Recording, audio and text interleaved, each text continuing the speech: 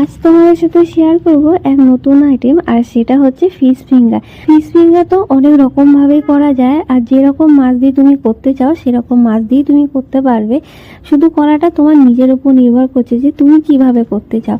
তো এখানে হচ্ছে আমি রুই মাছের পেটি নিয়ে নিয়েছি। পেটির দিকে মাছটা নিলে না অনেকটা ভালো হয়, কাঁটাটা কম থাকে, বাঁচতেও সুবিধা হয়। এখানে হচ্ছে আমি রুই মাছের পেটিতে ভালো করে নুন হলুদ মাখিয়ে আর হচ্ছে গরম জলের মধ্যে দিয়ে দিয়েছি।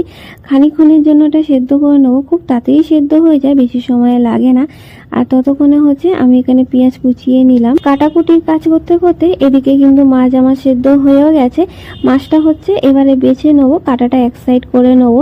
এবার কড়াইয়ের মধ্যে বেশ খানিকটা তেল দিয়ে কুচনো পেঁয়াজটা দিয়ে খানিকক্ষণ ভাজা ভাজা করে নেবো। এবারে দিয়ে দেবো হচ্ছে আদা রসুন আর কাঁচা লঙ্কা বাটাটা। আবারও খানিকক্ষণ ভেজে নিয়ে দিয়ে দেবো এক এক করে সমস্ত গুঁড়ো মশলা, হলুদ গুঁড়ো, লঙ্কা গুঁড়ো, একটু ধনে গুঁড়ো, অল্প একটু জিরে গুঁড়ো, আর দিয়ে দেবো পরিমাণ মতো নুন। খানিকক্ষণ মশলাটা কষে নিয়ে দিয়ে দেবো হচ্ছে বেঁচে রাখা মাছটা। আর এখানে হচ্ছে আমি সেদ্ধ করে রেখেছিলাম আলুটা তো দিতেই হবে, কারণ মাছের পুরটা একটু টাইট করতে লাগবে। এই পুরটা কিন্তু ভালো করে একদম শুকনো করে নিতে হবে, একদম যাতে টাইট হয়।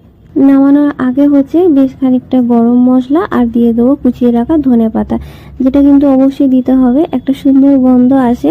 আর ওটা যে রেডি হয়ে গেছে সেটা দেখে বুঝতে পারবে যে কড়াই তখন লেগে আসছে। তো ওটা তো নামিয়ে ঠান্ডা করে রাখতে দিয়ে দিচ্ছি। এদিকে হচ্ছে দুটো ডিম আমি ফাটিয়ে নিয়েছি। ওই ডিমের মধ্যে অল্প একটু নুন আর অল্প একটু গোলমরিচ দিয়ে ভালো করে ফাটিয়ে নিয়েছি।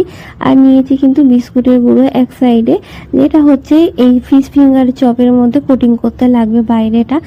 এখানে মাছের পুরটা সমস্ত কটা ফিশ ফিঙ্গারের শেপ দিয়ে এক এক করে আগে রেডি করে নেবো। আর একবার করে বিস্কুটের গুঁড়ো আর একবার করে ডিমের গোলাই দিয়ে এরকম 2বার থেকে 3বার করে নিতে হবে। এইভাবে সমস্ত কটা ফিশ ফিঙ্গার আমি আগে রেডি করে নেবো, তারপর হচ্ছে এক এক করে ভেজে নেবো।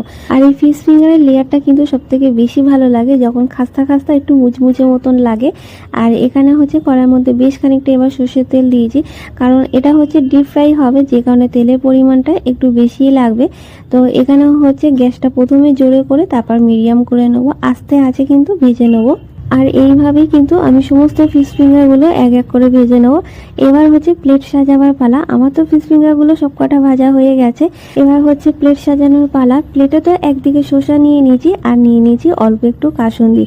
ফিশ ফিঙ্গারের সাথে কিন্তু কাসুন্দিটা অবশ্যই লাগবে। কাসুন্দি ছাড়াও খাওয়া যায়, তবে কাসুন্দিটা দিলে যেন বেশি ভালো লাগে। এখানে ফিশ ফিঙ্গারটা আমি ভেঙে তোমাদের দেখিয়ে দিলাম যে কেমন হয়েছে। আর আজকের এই ভিডিওটা তোমাদের কেমন লাগলো অবশ্যই জানিও, আর ভালো লাগলে প্লিজ একটা অন্তত সাবস্ক্রাইব করে দিও।